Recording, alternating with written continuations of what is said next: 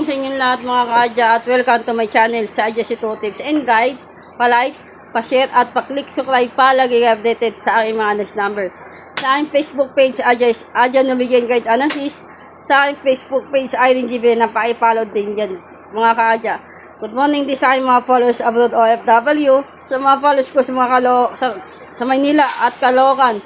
Good morning sa inyong lahat at sa aking mga admin sa Team GC, sa GC. Good morning sa inyong lahat at congrats po sa inyo sa mga nakapag-big win kahapon.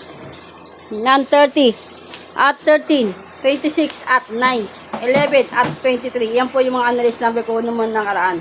Ngayon, i-analyst number ko ang ating 26-9 ng 5 p.m. Yan. Pwede rin mag-twin numbers o kaya connected special calculation ngayong araw ng July 14 o kaya 14-14 petsada. Kaya tayo, pero magpo-focus muna tayo sa ating main focus at chart matter. Kayo na po bahala dyan. Kayo mag-pares kung anong gusto nyo i-pares dyan. Pwede pares ng birthday ninyo, birthday ng asawa ninyo, ng pamangkin ninyo, anniversary ninyo. Bahala na po kayo dyan. 24-8 at 25 at 17 mga kaadya. Muli, ito ay para sa 18 plus at play functionality mga kaadya at para sa educational purpose lamang.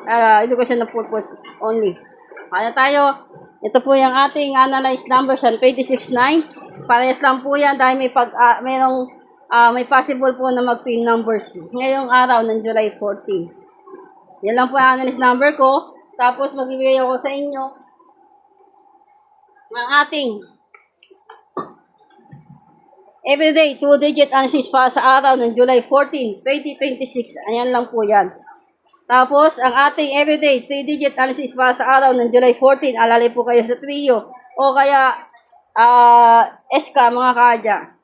Yan lang din po kayo dyan sa akin whiteboard. Ngayon, magbigay ako sa inyo ng pinaka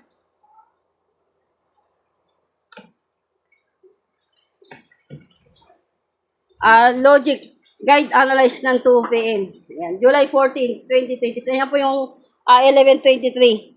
Kahapon po yan. Kaya kung congrats po sa inyo, yan lang po yung aking ibibigay.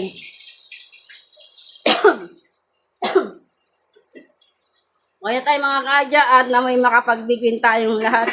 Ngayong araw ng July 14, 2026, i-manifest ko po yan lahat sa inyong lahat mga kaadya.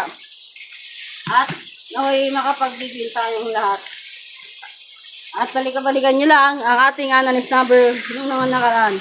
Good luck, focus, positive vibes at pray lang tayo mga kaadya at makapagbigin tayong lahat. Bye-bye. At manifest kung lahat tayo ay makapagbigin sa twin numbers na yan. Good luck.